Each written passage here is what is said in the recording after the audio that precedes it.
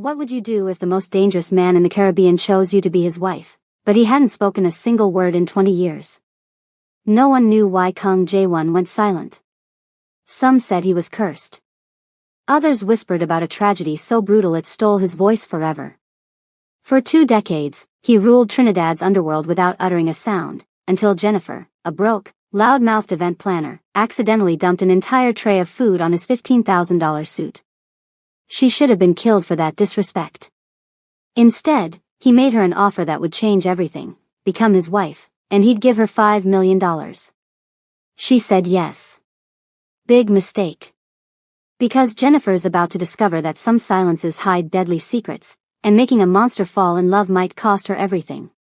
If you love intense mafia romance with unforgettable characters, hit that subscribe button and turn on notifications because this story will have you on the edge of your seat. Drop a comment telling me if you'd marry a man who couldn't speak, and let's get into this wild ride. Jennifer Baptiste had exactly $3.47 to her name when she made the worst decision of her life. She accepted a catering job at the Eclipse, the most exclusive nightclub in Port of Spain, Trinidad, a place where regular people didn't go unless they had a death wish or connections to people who issued death wishes. The Eclipse wasn't just a club. It was the headquarters of the Kang Corporation, a legitimate business empire on the surface, but everyone knew it was a front for the Korean-run criminal syndicate that controlled half the Caribbean's underground economy. Jennifer didn't care about any of that. She cared about the $5,000 they were offering for one night's work, enough to pay her grandmother's medical bills and keep the electricity on for 3 months. At 26 years old, with a business degree she couldn't use because nobody wanted to hire a woman who spoke her mind too loudly, she'd learned that sometimes survival meant dancing with the devil. The Eclipse was everything she expected: dark, expensive, and filled with dangerous-looking people in suits that cost more than her entire wardrobe. Jennifer wore her best black dress, tied her locks into a high bun, and told herself to keep her head down and her mouth shut for once in her life. That plan lasted exactly 14 minutes. She was carrying a tray of fancy appetizers, things with names she couldn't pronounce, when she backed into something solid. The tray tilted. Time slowed down. She watched in horror as 12 perfectly arranged hors d'oeuvres flew through the air in a perfect arc toward a man sitting alone in the VIP section, a section she'd been specifically told to avoid. The food landed on his lap. On his clearly expensive black suit. On what she would later learn was a custom-made Italian shirt worth more than a used car. The entire club went silent. Not the normal kind of quiet, but the kind of silence that happens right before someone gets killed in a movie. Every single person turned to look at her, and the expressions on their faces ranged from shock to pity to the kind of fear you see in horror films. "Oh my God, I am so sorry." Jennifer grabbed napkins and did the absolute worst thing possible. She started wiping at the man's lap, talking a mile a minute like she always did when she was nervous.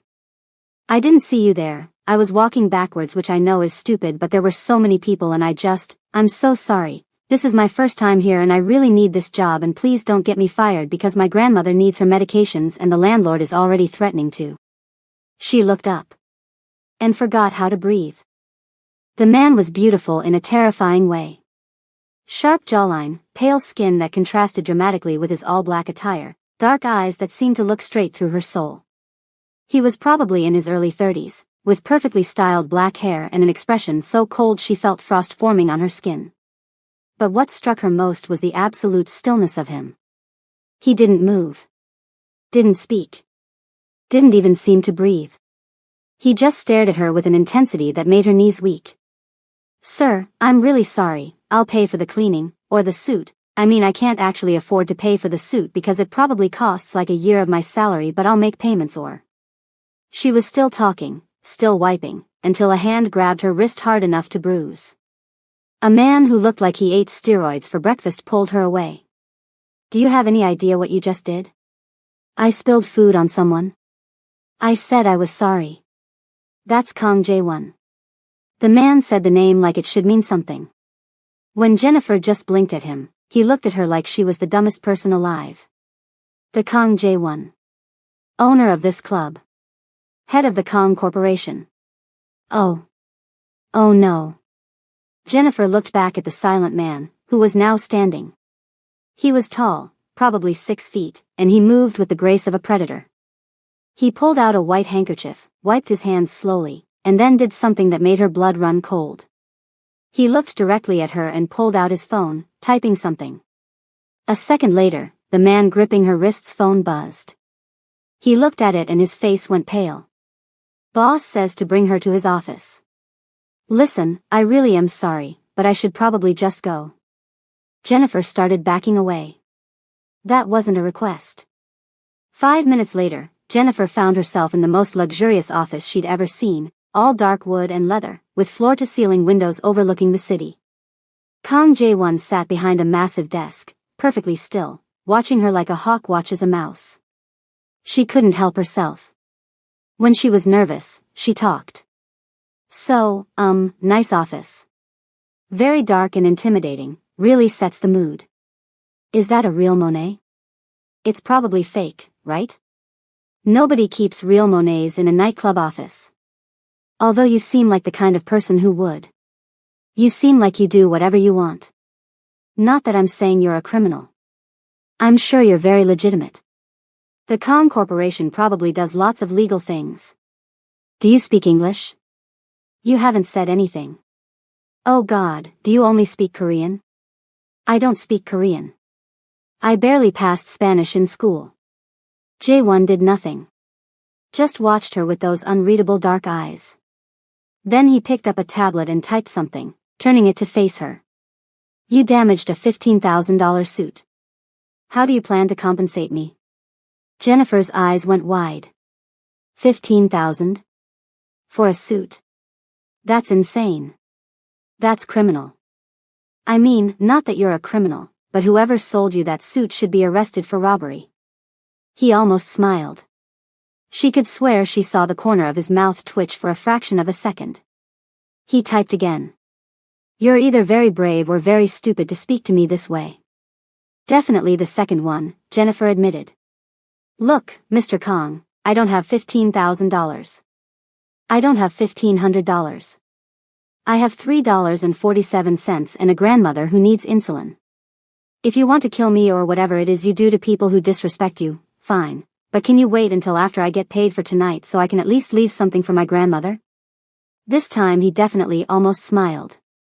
He studied her for a long moment, then typed something on his phone.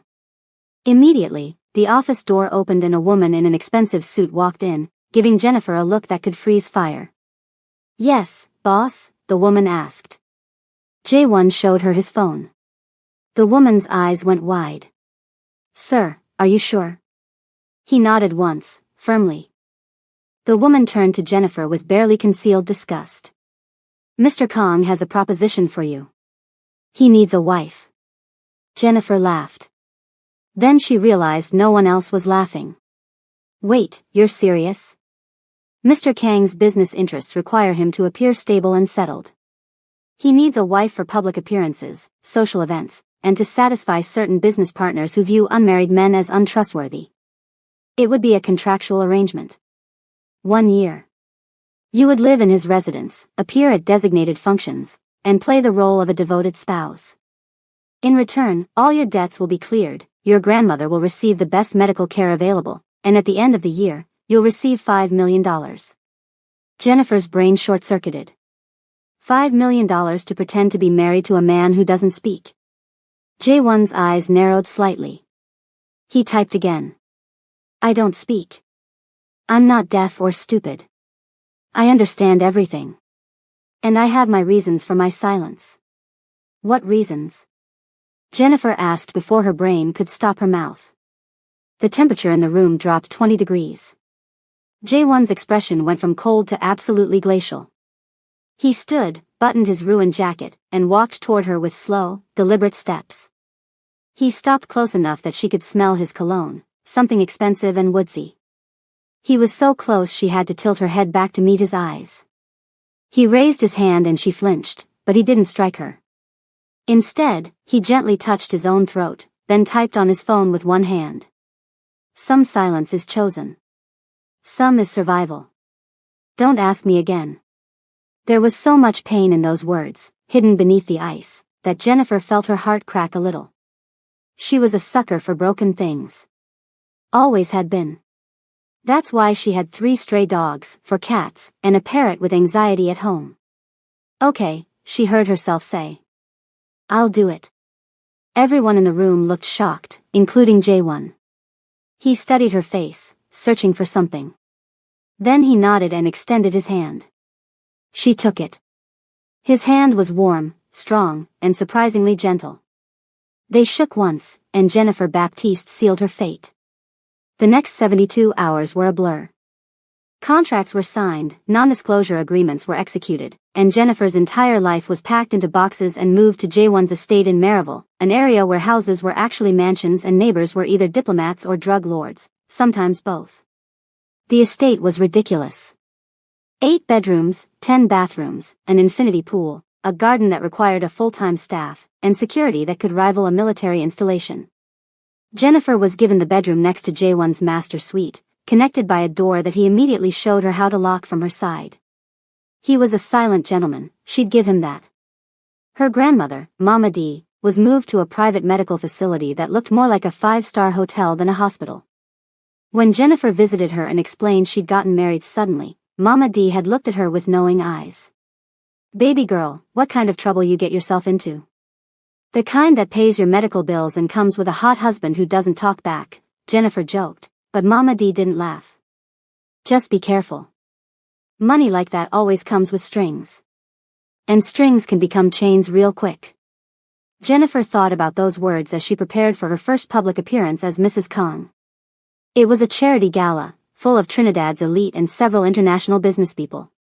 She wore a designer dress that cost more than her old apartment, had her makeup done by a professional, and felt like a complete fraud.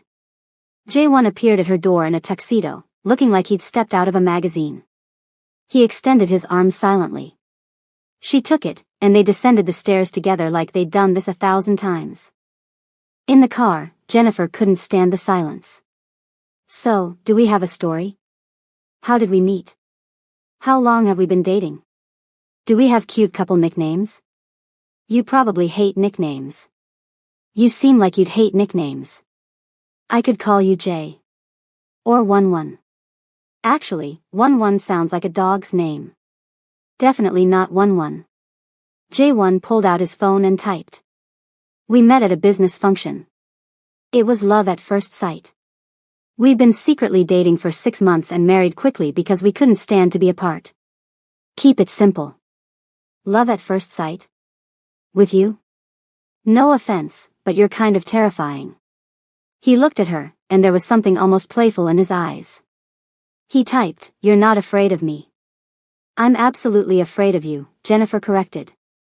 I'm just bad at showing it. My mouth doesn't have a fear setting, only a nervous rambling setting.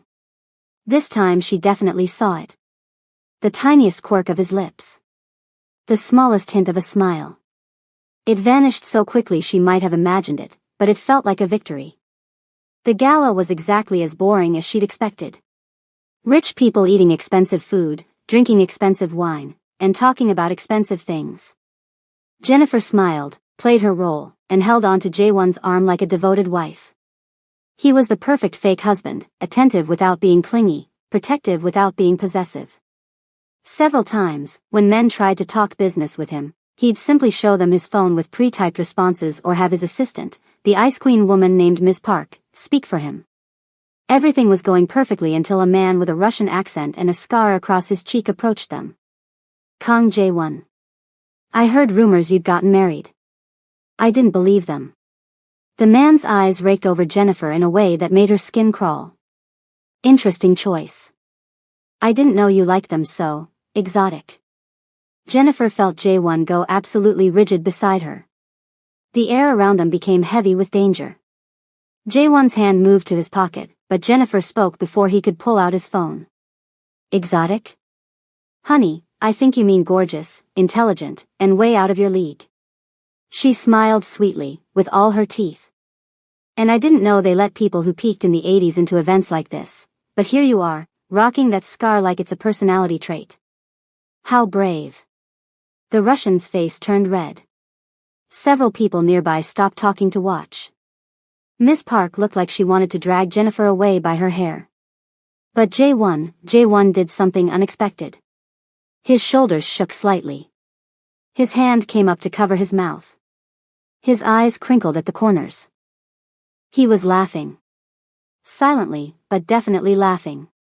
The Russian looked between them, clearly not used to being mocked. You have no idea who I am. A man with poor manners and worse cologne? Jennifer suggested. Listen, sir, this is a charity event. We're here to help people, not stroke the egos of men who think intimidation is a substitute for personality. So why don't you go find someone else to bother while my husband and I enjoy our evening? She turned away, pulling a still silently laughing J1 with her. As soon as they were out of earshot, Miss Park appeared at their side, her face pale. Mrs. Kong, do you have any idea what you just did? That was Dmitry Volkov. He runs the Russian operations in the Southern Caribbean. He's Mr. Kang's main competitor and a very dangerous man. He was rude, Jennifer said simply. I don't care how dangerous he is. Nobody talks about my husband like that. J1's hand squeezed hers gently. When she looked at him, his eyes were warm, proud even. He typed on his phone and showed it to Miss Park. She stays by my side for the rest of the night. And increase security. Volkov doesn't handle humiliation well. The rest of the evening passed without incident, but Jennifer noticed the increased number of large men in suits surrounding them. When they finally returned to the estate, she was exhausted. She kicked off her heels in the foyer and groaned. How do people do this regularly? My feet are screaming. My face hurts from smiling. And I'm pretty sure I ate something with caviar, which is just fancy fish eggs, and that feels weird. J1 removed his jacket and bow tie, and gestured for her to follow him. He led her to the kitchen, a massive space with marble countertops and appliances that looked like they belonged on a spaceship. He opened the refrigerator and pulled out containers, setting them on the counter. Jennifer watched in fascination as the silent Mafia boss heated up pulao, stewed chicken, and macaroni pie, clearly leftovers from what the household cook had made. He plated the food beautifully, poured her a glass of wine, and gestured to the breakfast bar. You cook? Jennifer asked, settling onto a stool. Or heat up food? Either way, I'm impressed. And starving. That fancy food was tiny. Like, why even bother? Just give me one good meal instead of 12 tiny confusing ones. J1 sat across from her with his own plate. He didn't eat immediately, just watched her take her first bite. When she moaned in appreciation, he finally started eating, and she could swear she saw the hint of a smile again. They ate in comfortable silence, which was new for Jennifer. She usually filled every quiet moment with chatter, but there was something peaceful about sitting with him. He had a way of making silence feel intentional rather than awkward. After dinner, he walked her to her room. At the door, he pulled out his phone. You did well tonight. Thank you for defending me. Of course, Jennifer said. We're supposed to be married. That's what spouses do, right? Have each other's backs. He looked at her for a long moment, something unreadable in his dark eyes. Then he reached out and gently touched her cheek, just a brief brush of his fingers, before nodding goodnight and walking to his own room. Jennifer touched her cheek where his fingers had been and wondered what she'd gotten herself into. If you're loving this story so far, don't forget to like this video and share it with someone who loves intense romance. And stick around because things are about to get even more complicated for Jennifer and J1. The first month of marriage was an adjustment. Jennifer learned J1's routines, his silent ways of communicating, the small gestures that meant everything. A hand on her lower back meant danger was near. A slight head tilt meant he was amused. The way he'd bring her coffee in the morning, exactly how she liked it, meant he was paying attention to every detail of her life. She also learned about his business, or at least the parts Ms. Park deemed safe for her to know. The Kong Corporation had legitimate interests in shipping, real estate, and tech, but everyone knew the real money came from less legal ventures. J1 controlled most of the high-end smuggling operations in the Caribbean, had connections to cartels in South America, and apparently had enough dirt on government officials to topple administrations. Despite all of that, Jennifer found herself liking him. He was kind in quiet ways. He never raised a hand to her, never even raised his voice because he had no voice to raise. When she talked, which was constantly, he listened with full attention. When she showed him videos on her phone of her rescue animals, he watched every single one and then arranged for them all to be brought to the estate, complete with a veterinarian on call. "You didn't have to do this," Jennifer said, watching her dogs run around the massive garden like they'd won the lottery. Jae-won typed, "You miss them. You're less talkative when you're sad. I don't like when you're quiet." Her heart did a weird flip. "You like when I talk. Most people tell me to shut up. Most people are idiots." He paused, then added, "Your voice is nice." That was the moment Jennifer realized she was in trouble. Real trouble. The kind that had nothing to do with Mafia business and everything to do with the way her heart raced when he was near. The second month brought danger. Dmitry Volkov hadn't forgotten the humiliation at the gala. A shipment of J1s was intercepted. One of his warehouses was burned down. The attacks were strategic, designed to provoke a response. Jennifer knew something was wrong when J1 came home with blood on his shirt. Not his blood, thankfully, but blood nonetheless. She found him in his study, staring out the window with that perfectly blank expression he wore when he was actually feeling everything. "Are you okay?" she asked softly. He didn't turn around. Didn't acknowledge her. She should have left, given him space, but Jennifer had never been good at should. She walked up behind him and did something bold. She hugged him from behind, wrapping her arms around his waist and pressing her cheek against his back. Jae-won went absolutely still. For a moment, she thought she'd made a terrible mistake. Then, slowly, his hands came up to cover hers. He held her hands against his chest, and she could feel his heartbeat, racing fast despite his calm exterior. They stood like that for a long time. No words, no phones, just presence. When he finally turned around, his eyes were softer than she'd ever seen them. He cupped her face in both hands, searching her expression for something. Then he leaned down and kissed her forehead, soft and lingering, before stepping back and leaving the room. Jennifer stood there, touching her forehead, her heart absolutely racing. This wasn't supposed to happen. This was a business arrangement. A 1-year contract. She wasn't supposed to fall for the silent mafia boss who brought her coffee and made her laugh and kissed her forehead like she was something precious. But she was falling anyway. The third month, everything changed. Jennifer was shopping in Port of Spain with 2 bodyguards when a car pulled up beside them. She barely had time to register the danger before someone grabbed her, a cloth covered her mouth and nose, and the world went dark. She woke up in a warehouse, tied to a chair, with a pounding headache and Dmitry Volkov standing in front of her. "Good, you're awake," he said in that accented voice. "I was beginning to worry I'd used too much chloroform." "You know, there are better ways to get a woman's attention," Jennifer said, her mouth running before her brain could stop it. "Flowers, chocolate, maybe a nice dinner. Kidnapping is really more of a red flag." Volkov backhanded her across the face. Pain exploded in her cheek, and she tasted blood. "You have a smart mouth. Let's see if you're still joking when I send pieces of you to your husband." "Wow, straight to dismemberment. You really don't know how to build suspense, do you? This is why Russian novels are so long. You guys have no concept of pacing." He hit her again, harder. This time, her vision blurred. Through the haze, she heard him talking. Kang Jae-won thinks he's untouchable. Silent and superior. But everyone has a weakness. And apparently, his weakness is a loud-mouthed black woman with no sense of self-preservation. Volkov pulled out his phone. "Let's call him, shall we?" "Oh wait, he doesn't take calls. He doesn't speak. How convenient." He sent a text instead, probably with a photo of Jennifer tied up and bleeding. Then they waited. It took 17 minutes. Jennifer counted every single one, distracting herself from the pain by analyzing the warehouse's structure, looking for exits, and mentally cataloging every crime show she'd ever watched.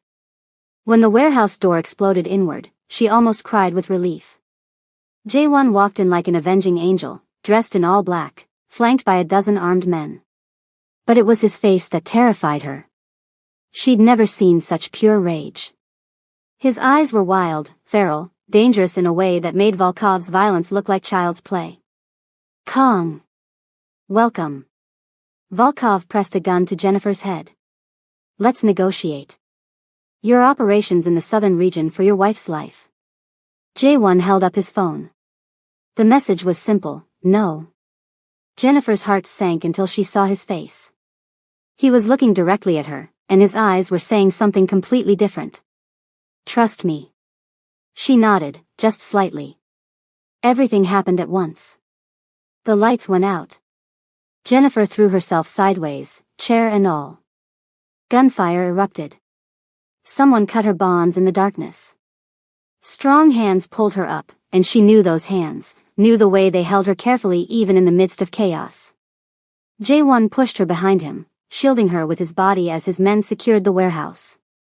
When the lights came back on, Volkov was on his knees, bleeding from a shoulder wound, surrounded by J1's men. You're making a mistake, Volkov gasped. Kill me, and the Russians will come for you with everything they have. J1 pulled out his phone, typed something, and showed it to Volkov. Whatever it said made the Russian's face go white. That's not possible. Those files are encrypted. J1 typed again, showed the message to Ms. Park, who had appeared from somewhere. She smiled coldly. Mr. Kong says he's had access to your organization's financial records and communication logs for the past 3 years. He has evidence of your skimming money from your bosses in Moscow, selling their secrets to the Chinese, and plotting to take over their operations. He's already sent this information to the appropriate people. You'll be lucky if they kill you quickly. Volkov lunged at J1, but he was too slow, too injured. J1 sidestepped easily and delivered a single, brutal punch that dropped the Russian like a stone. Then he turned to Jennifer, and the rage melted into concern. He gently touched her bleeding lip, her bruised cheek, and something happened. His face contorted in pain, in fury, in something deeper. His mouth opened. She could see him struggling, fighting with himself. The sound was rough, broken, barely audible. I'm sorry. Jennifer's eyes went wide. Did you just? But he was already shaking his head, pressing his fingers to his lips like he could take the words back. He looked terrified, vulnerable in a way she'd never seen. J1, she whispered. It's okay. It's okay to speak. He shook his head violently and pulled out his phone. Not here. Not now. We need to leave. The trip back to the estate was silent, but it was a different kind of silence. J1 held her hand the entire way, his thumb rubbing gentle circles on her skin. Every few minutes, he'd look at her injuries and his jaw would clench. At home, he personally tended to her wounds, his touches feather-light, his eyes full of guilt. When he was done, he tried to leave, but Jennifer caught his hand. Stay. Please. He hesitated, then nodded. He sat beside her on the bed, and she leaned against him, exhausted and aching and emotionally overwhelmed. Thank you for saving me, she whispered. He pulled out his phone. Thank you for trusting me. When I saw you hurt, He didn't finish typing. Instead, he set the phone aside and pulled her closer, wrapping his arms around her like he was afraid she'd disappear. That night, Jennifer slept in J1's bed, held safe in his arms, and realized that somewhere along the way, this had stopped being fake. The 4th month brought revelations. Ms. Park, perhaps feeling guilty about the kidnapping happening on her watch, told Jennifer the story everyone else knew but nobody spoke about. 20 years ago, J1 had been 12 years old and learning the family business from his father. They'd been in Korea, meeting with a rival organization to negotiate peace. But it was a trap. J1 watched his father and 2 older brothers get executed, watched his mother get killed when she tried to protect him. The rival boss had grabbed young J1 and told him, scream. Beg. Give me a reason to let you live. But J1 hadn't made a sound. Even as they beat him, even as they tortured him, even as they left him for dead in a warehouse, he stayed silent. Silence became survival. Silence became armor. His uncle had found him 3 days later and brought him to Trinidad, far from Korea and the politics that had killed his family. J1 recovered physically, but he never spoke again. His uncle built the Kong Corporation into what it was today, and when he died, J1 took over at 21. 11 years of running a criminal empire in complete silence, communicating only through text and action, feared and respected and utterly alone. Until a talkative event planner spilled food on him and refused to be intimidated by his silence. Jennifer cried when Miss Park finished the story. She went to Jae-won's study and found him working, as always. He looked up when she entered, and his expression shifted to concern when he saw her tears. "Why didn't you tell me?" she asked. He knew immediately what she meant.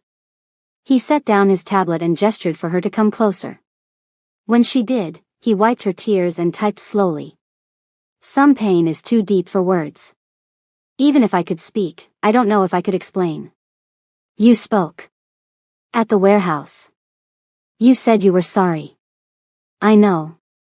It shocked me too. I haven't spoken in 20 years.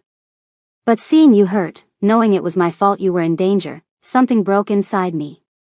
Or maybe something healed. It wasn't your fault. You're in my world because of me. Every danger you face is because you're my wife." "Fake wife," Jennifer corrected, though the words felt hollow. Jae-won looked at her with such intensity that she forgot how to breathe. He typed, "Is that what you still think this is? Fake? I don't know what to think. This was supposed to be business. A contract. 1 year and then we go our separate ways. And if I don't want to go separate ways?" Jennifer's heart stopped. "What are you saying?" Instead of typing, Jae-won stood and cupped her face in his hands. He leaned down, giving her every chance to pull away, and when she didn't, he kissed her. It was soft and sweet and desperate all at once. 20 years of silence and loneliness poured into a single kiss. When they finally broke apart, Jennifer was crying again, but for different reasons. "I love you," she whispered. "I know I'm not supposed to. I know this wasn't part of the deal. But I love you." Jae-won pressed his forehead against hers, his eyes closed. She could feel him struggling, fighting with himself. His mouth opened. Closed. Opened again. His voice was rough, unpracticed, broken. "I love you, too." The words were halting, painful, barely more than a whisper. But they were words. Real words. Spoken out loud. Jennifer kissed him again, and this time, neither of them held back. 20 years of silence, 4 months of pretending, all of it dissolved into truth. They made love slowly, carefully, Jae-won speaking with his body since words were still so hard, showing her with every touch how much she meant to him. Afterward, lying tangled together, Jennifer traced patterns on his chest. "You don't have to speak if it's too hard," she said softly. "I fell in love with you silent. I'll love you the same either way." Jae-won kissed her forehead, then picked up his phone. "You make me want to try. You make me want to be more than my trauma." The 5th month brought challenges from an unexpected source. Jae-won's cousin, Kang Min-jun, arrived from Korea with plans to absorb the Caribbean operations back into the main family business. He was smooth, handsome, and he spoke perfectly, everything Jae-won wasn't. Cousin, Min-jun said at a tense family dinner, speaking Korean while Ms. Park translated. "Uncle built something impressive here, and you've maintained it admirably. But don't you think it's time to come home? To speak with the main family?" "Oh, wait. You can't speak." Jennifer's fork clattered against her plate. "Excuse me? I'm just saying, how can he run operations when he can't even have a conversation? When I have to hear everything secondhand through assistants? He runs operations just fine. Better than fine. Everyone respects him. They fear him," Min-jun corrected. "That's not the same thing. Fear fades. Respect built on communication lasts."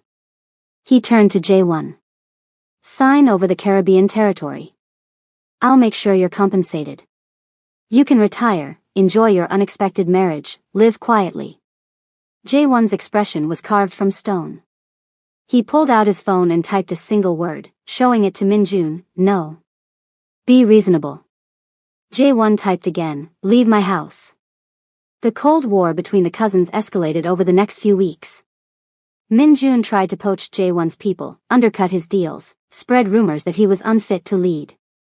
Some of the younger members of the organization, ones who didn't remember Jae-won's ruthless rise to power, started questioning his leadership. It all came to a head at a meeting of the territory's major players. Representatives from the various criminal organizations that worked with or against the Kong Corporation gathered in a neutral location, an old plantation house converted into a conference center. Min Jun called for a vote of no confidence. "My cousin is a relic," he said smoothly. "A silent ghost holding on to power through fear and violence. The organization needs a leader who can negotiate, communicate, adapt to the modern world. Someone who can speak." Jennifer watched Jae-won, saw the tension in his shoulders. She knew this was killing him, this public challenge. He pulled out his tablet, prepared to type his defense, but his hands were shaking slightly. She couldn't stand it. She stood up. "May I say something?" Min Jun smiled condescendingly. "This is business, Mrs. Kong. Perhaps you should sit down and let the men talk." Jennifer finished. "Yeah, I've heard that before. Here's the thing. I've spent 5 months married to Jae-won. I've seen how he runs his organization. You want to talk about communication? He communicates more in silence than most people do with 1,000 words. You want to talk about leadership? His people are loyal not because they fear him, but because he's fair. He protects his own. He doesn't waste time with empty promises or smooth talk. When he makes a commitment, he keeps it." She walked around the table, building momentum. "You think being silent makes him weak? I've watched him negotiate deals with a tablet and a death stare that would make grown men weep. I've seen him coordinate complex operations with nothing but hand signals and strategic planning. His silence isn't a weakness. It's a choice. It's control. And frankly, in a world full of men who talk too much and say too little, I'll take the silent man who means every single gesture over the smooth talker any day." Min Jun's smile faded. "This is highly irregular. She's not even. Not even what? Not even part of the organization? I'm his wife. That makes me exactly part of this. And I'm telling you right now, you try to take what's his, and you'll find out that I'm not just talkative. I'm vindictive." Several of the older members chuckled. One of them, a scarred man who ran the arms dealing side of things, spoke up. "The girl has a point. Jae-won has been fair and consistent. Profits are up. Territory is secure. Why fix what isn't broken?" Another nodded.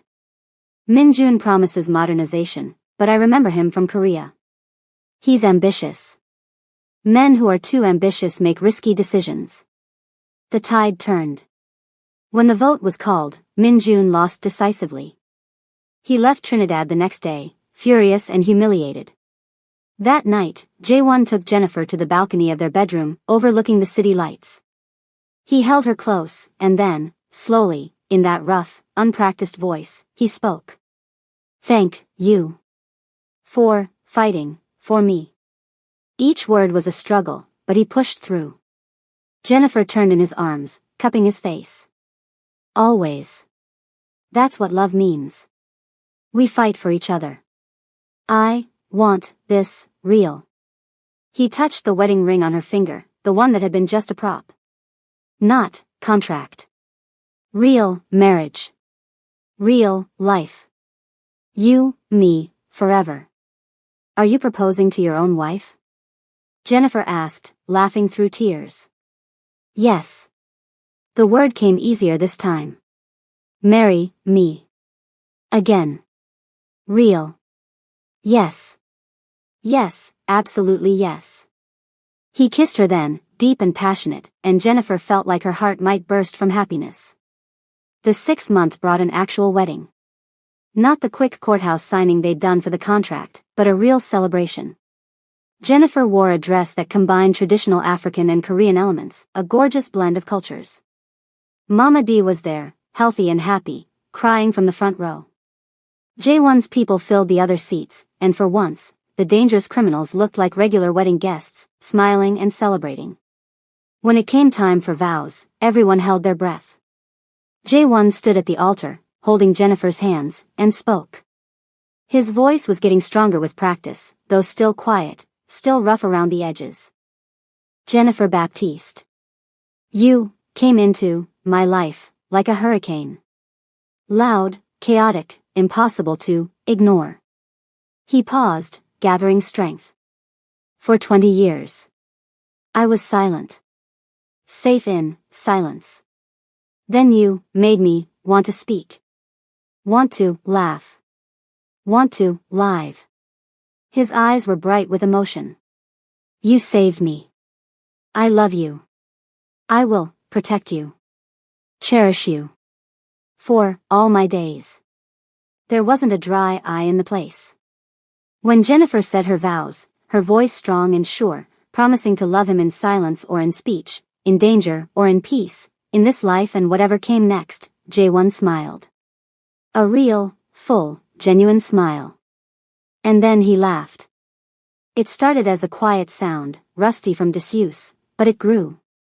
He laughed with joy, with relief, with the pure happiness of a man who'd finally found his voice and his home. The crowd erupted in applause. The final months of that year were the happiest of Jennifer's life. J1 spoke more, though never much. He was careful with words, treating them like precious things, which made every "I love you" mean everything. They ran the organization together, Jennifer's quick thinking and social skills complementing his strategic mind and quiet authority. They were a team, in business and in life. She got pregnant in month 9, a surprise that left them both shocked and thrilled. J1 cried when she told him, actual tears streaming down his face as he held her and whispered, "Thank you," over and over. When their daughter was born, a beautiful girl with Jennifer's warm brown skin and J1's dark eyes, he held her and spoke clearly for the first time, his voice full of wonder. "Hello, little one. I'm your father. I love you so much. I promise I'll always protect you. And I promise you'll never know the silence I knew. You'll grow up with love and laughter and all the words I couldn't say for so long." The baby grabbed his finger, and J1 laughed, that wonderful sound that still surprised Jennifer every time she heard it. They named her Hope. Because that's what Jennifer had given J1. Hope that he could be more than his trauma. Hope that silence could break. Hope that love could heal even the deepest wounds. Years later, when Hope asked how Mommy and Daddy met, Jennifer would tell her the story. About a clumsy event planner and spilled food. About a contract marriage and fake smiles. About danger and darkness and finding love in the most unexpected place. And J1 would add, in his quiet voice that his girls loved so much, "Your mother taught me to speak. To laugh. To live. She saved me." "We saved each other," Jennifer would correct, kissing him softly. Hope would giggle and declare it the best love story ever, and her parents would agree, because it was. Not because it was easy or simple or safe, but because it was real. Hard won. Fought for. Chosen every single day. The Korean Mafia CEO who never spoke for 20 years found his voice because a talkative black girl refused to let him hide in silence. And together, they built something beautiful from the broken pieces of their pasts. A love that was loud and quiet. Fierce and gentle. Exactly what they both needed. That's the thing about real love. It doesn't fix you. But it gives you a reason to fix yourself. It doesn't erase the past. But it makes the future worth fighting for. And sometimes, the person you least expect becomes the home you've been searching for all along. In the dangerous world of the Caribbean underground, Kang Jae-won and Jennifer Baptiste became legends. Not for their power or their ruthlessness, but for their love story. The proof that even in darkness, light can break through. That silence can become song. That broken people can make each other whole. And every morning, when Jae-won brought Jennifer her coffee exactly how she liked it, and she kissed him and told him good morning in that bright, beautiful voice of hers, he smiled. Because he'd spent 20 years in silence, and now his life was full of the most beautiful sound in the world. The sound of love. Of laughter. Of home. I hope you absolutely loved this story of Jennifer and Jae-won as much as I loved bringing it to you. If this gave you all the feels, smash that like button and drop a comment telling me what your favorite part was. Would you marry a silent mafia boss? Let me know. Don't forget to subscribe and hit that notification bell so you never miss these intense romance stories.